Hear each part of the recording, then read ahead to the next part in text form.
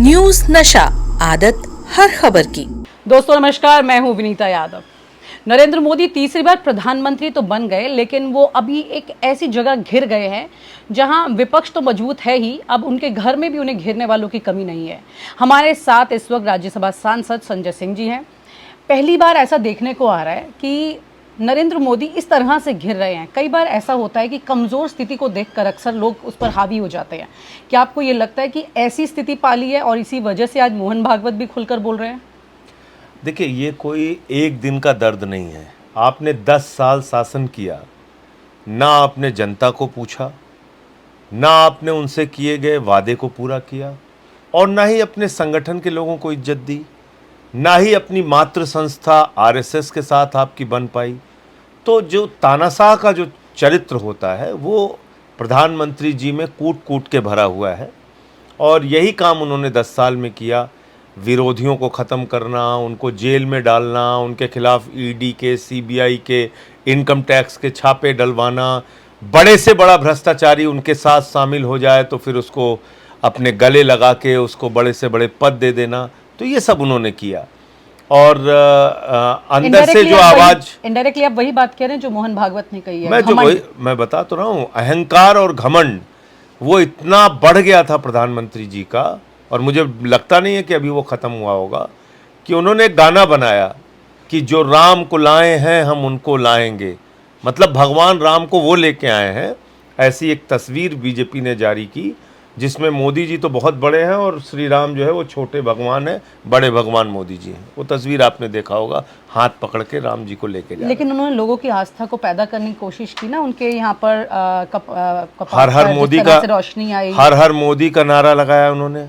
खुद नड्डा जी ने कहा कि वो देवताओं के देवता है।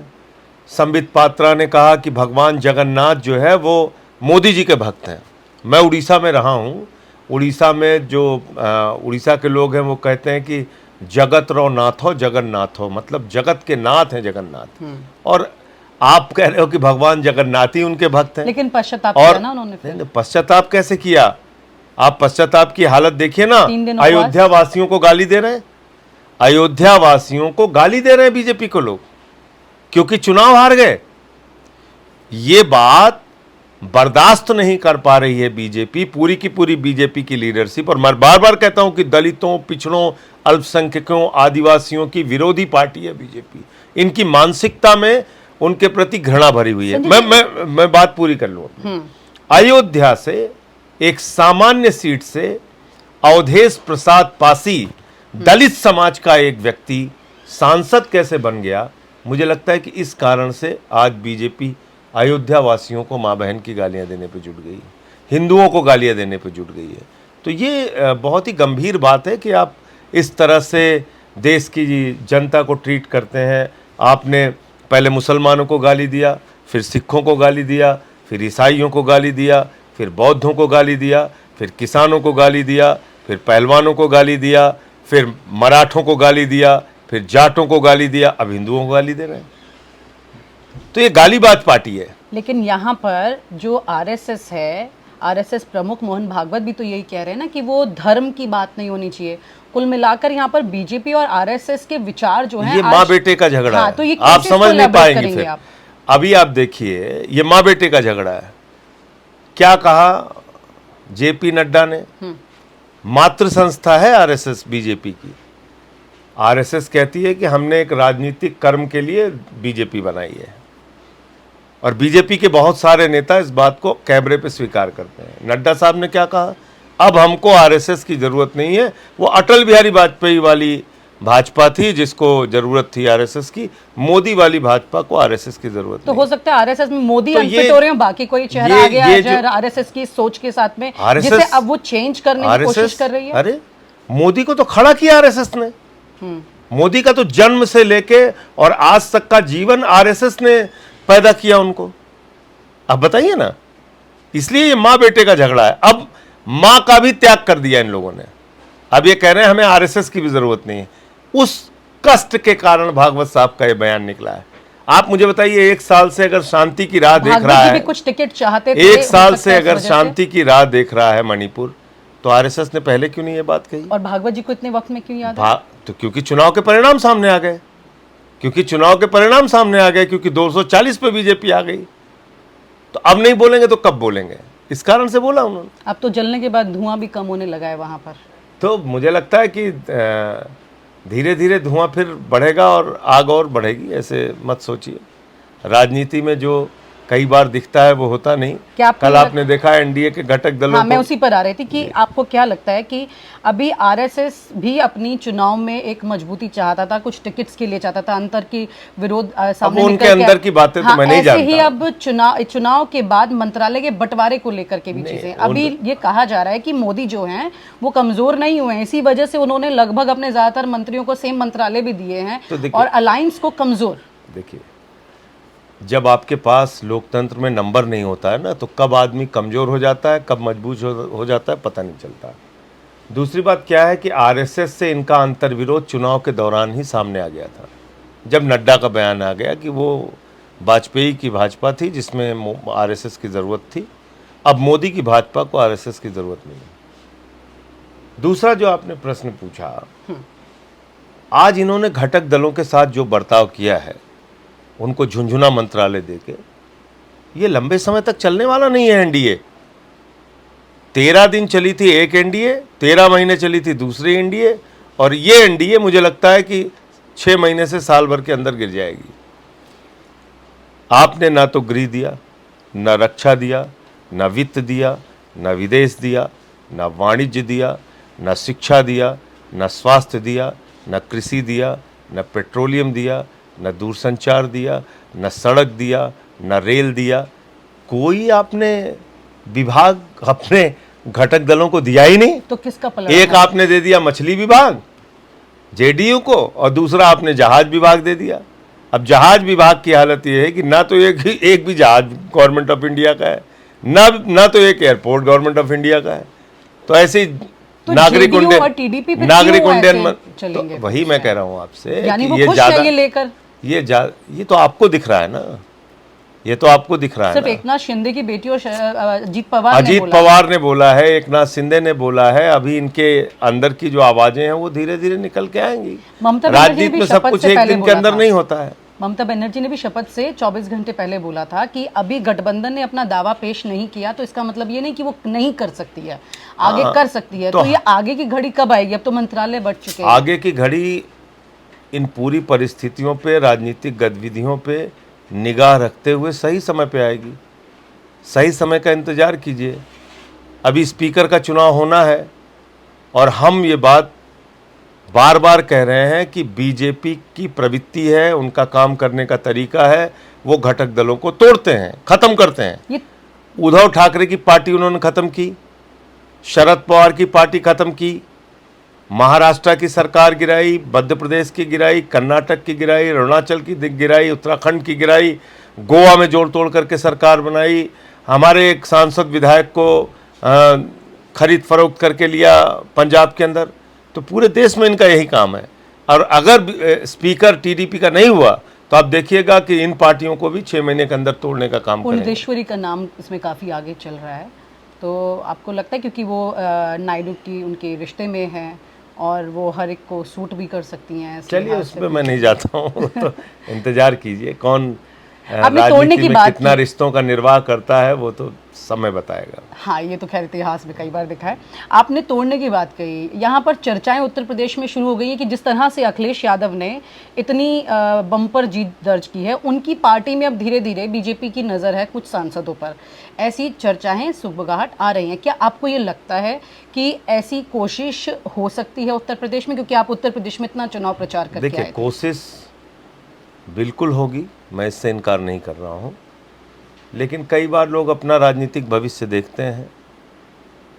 अब उत्तर प्रदेश में जो लोग अपना राजनीतिक भविष्य देख रहे होंगे वो अखिलेश यादव के साथ देख रहे होंगे, इसलिए उनसे टूट कर जाना वो मेरे ख्याल से राजनीतिक रूप से गलत फैसला होगा। तो इसलिए आसान नहीं होगा तोड़ना, लेकिन कोशिश बीजेपी करेगी, मैं इससे इनकार नहीं कर रहा हूँ। सुनील जी, आप खुद बहुत सारे चुनाव प्रचार में, रैलियों में मौजूद थे उत्तर प्रदेश में। खबरें ये भी आई कि उस वक्त में जितनी भीड़ थी वो इस बार बहुत ज़्यादा तादाद में खुद आई है और पार्टियों ने खर्चे भी कम किए। यहाँ पे कांग्रेस ने भी इस बार अपने हाथ काफ़ी खींचे हुए थे। तो इसको क्या माना जाए? इसको बीजेपी की हार ज़्यादा है या फिर ये जनता का चुनाव है? अच्छा, ये चुनाव 2024 का जनता ने लड़ा है। बहुत जगहों पे बूथ के बस्ते नहीं पहुंचे, फिर भी लोगों ने वोट डलवाए हैं। तो ये जनता ने लड़ा है चुनाव। पैसे भी नहीं लगाए प्रत्याशियों ने, अपने तरफ से लोगों ने खर्च भी किया है, वोट भी दिया है।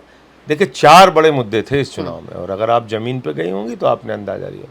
संविधान, आरक्षण, महंगाई और बेरोजगारी, ये 4 बड़े मुद्दे थे। उसके बाद कई और सारे मुद्दे। संविधान और आरक्षण ने महंगाई और बेरोजगारी को पीछे किया। ये जो आपने सीक्वेंस बताया इन चारों मुद्दों का, ये बिल्कुल ठीक है, मैं एग्री करती हूँ इससे। यानी कि ये दोनों मुद्दे आगे आ गए और बाकी पीछे, क्योंकि वो दो तो पहले एग्जिस्ट कर रहे थे। आगे आने की वजह समझिए आप। आपने विश्वविद्यालयों में आरक्षण को खाया बहुत योजनाबद्ध तरीके से।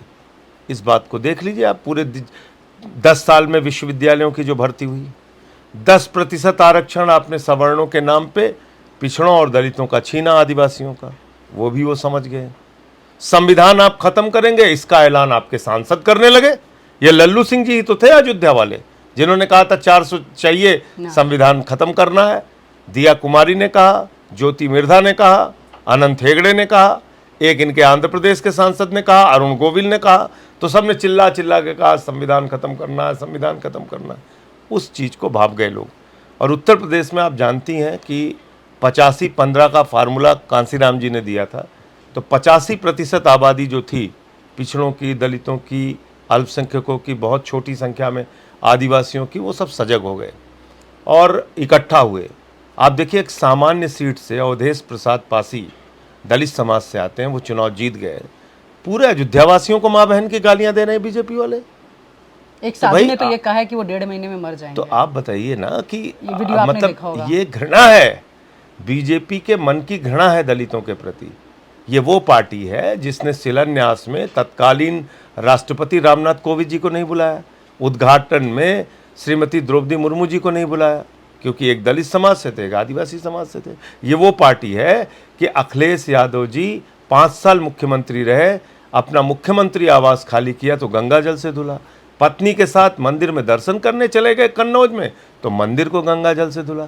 तो क्या इस बात को देखते नहीं उत्तर प्रदेश के लोगों से मुलाकात की होगी, जो बात अभी आपने कही, आपको लगता है लोगों ने इसको बहुत ज्यादा गंभीरता से लिया, गंगा जल से धुलने वाली बात को? बिल्कुल लिया, बिल्कुल लिया। क्यों नहीं लेंगे आप बताइए? एक व्यक्ति अगर पिछड़े समाज से आता है और मंदिर का दर्शन करने चला गया तो पाप हो गया क्या? गुनाह हो गया क्या? कल को राम मंदिर का दर्शन करने कोई पिछड़े समाज का व्यक्ति चला जाए, आप राम मंदिर धुलने लगेंगे? और आप देखिए कैसे बदलती है भाजपा। बड़े उत्साह में कार्यकर्ताओं ने नीचे से नारा लगाया, मोदी जी को जय श्री राम। मोदी जी ने कहा जय जगन्नाथ। जय श्री राम का नारा नहीं लगाया उन्होंने, क्योंकि अयोध्या हार गए। ऐसे लोग हैं ये, नारा बदल दिया। हाँ, एकदम बदल, किसी को भी बदल सकते हैं ये। 1 मिनट में अडानी अंबानी के खिलाफ बोला और देखिए शपथ ग्रहण में दोनों को बुला लिया। वो कहाँ गया भैया टेम्पू वाला पैसा? किसी ने पूछा प्रधानमंत्री से, जो टेम्पू में काला धन दिया था उन दोनों ने, तो अडानी अंबानी ने, शपथ ग्रहण में कैसे बुलाया आपने ऐसे व्यक्ति को, जिसके बारे में प्रधानमंत्री को खुद जानकारी है कि वो काला धन टेम्पू में पहुंचाता है? ये दोहरा चरित्र नहीं भारत के प्रधानमंत्री का। कुछ भी आप कभी भी बोलते जाएंगे। मटन, मुर्गा, मछली, मुगल, मदरसा, मुजरा, मतलब ये भाषा है प्रधानमंत्री की। मंगलसूत्र। और जिन लोगों के आप काला धन का आरोप लगा रहे हैं उनको आप अपने शपथ ग्रहण में बुला रहे हैं, ये क्या है? बहुत वक्त पहले पूर्व प्रधानमंत्री मनमोहन सिंह ने ये बात कही थी कि सबसे ज़्यादा अमर्यादित भाषा का इस्तेमाल प्रधानमंत्री होने के बावजूद कोई कर रहे हैं तो नरेंद्र मोदी। लेकिन क्या विपक्ष को इस भाषा को लेकर, स्पेशली इस इलेक्शन के बाद, तो फिर ये आप जो बात अभी कह रहे हैं ये तो अब किस तरह ये तो ख़त्म हो जाएगी, आगे दूसरे मुद्दे आ जाएंगे? क्योंकि बहुत इंपॉर्टेंट बात है, लोगों ने सोशल मीडिया पर काफ़ी ज़्यादा दिखाई है, इस पर चर्चा हुई है इस बार, मंगलसूत्र से लेकर मुजरे तक। ऐसे में विपक्ष की कमी नहीं है कि वो इन तमाम हमने तो हर जगह बोला, सदन से लेकर सड़क तक प्रधानमंत्री की भाषा सड़क छाप भाषा है और वो बदलाव नहीं लाएंगे अपने अंदर। कहिए तो मैं लिख के आपको दे सकता हूँ। पूरी जैसे मोदी की गारंटी होती है ना, वैसे ही ये मोदी की गारंटी है कि उनकी भाषा सड़क छाप, अमर्यादित और सारी जो सीमाएं संसदीय परंपराएं होती हैं उनको पार करके ही हमेशा वो बोलेंगे। उनके अंदर सुधार आना ही नहीं है। उनकी ट्रेनिंग ही ऐसी जहर फैलाओ पार्टी में हुई है। उनकी पार्टी ही जहर फैलाओ है। आखिरी सवाल, न्यूज़ नशा ने भी कुछ दिन पहले खबर दिखाई थी, द्रौपदी मुर्मू ने प्रधानमंत्री नरेंद्र मोदी को दही खिलाकर स्वागत किया था। उनकी शपथ से पहले की तस्वीर है। देखिए, वो महामहिम राष्ट्रपति हैं, वो देश की महामहिम राष्ट्रपति हैं। मैं उनके बारे में कोई कमेंट लेकिन नहीं आपको नहीं करूंगा। लगता है ये तो प्रोटोकॉल में, क्योंकि पार्टी को खास मैं उन पर कोई कमेंट नहीं करूंगा। महामहिम राष्ट्रपति जी को स्वयं खुद से निर्णय लेना चाहिए। वो एक संवैधानिक पद पे हैं, मैं उन पे कोई कमेंट नहीं करूंगा। तो इसलिए ठीक है, उनको उसको लेके अलग अलग चर्चाएं हैं देश भर में, लेकिन उस पर उन्हीं को सोचना चाहिए। बहुत बहुत शुक्रिया। Thank you so much Sanjay ji. Thank you.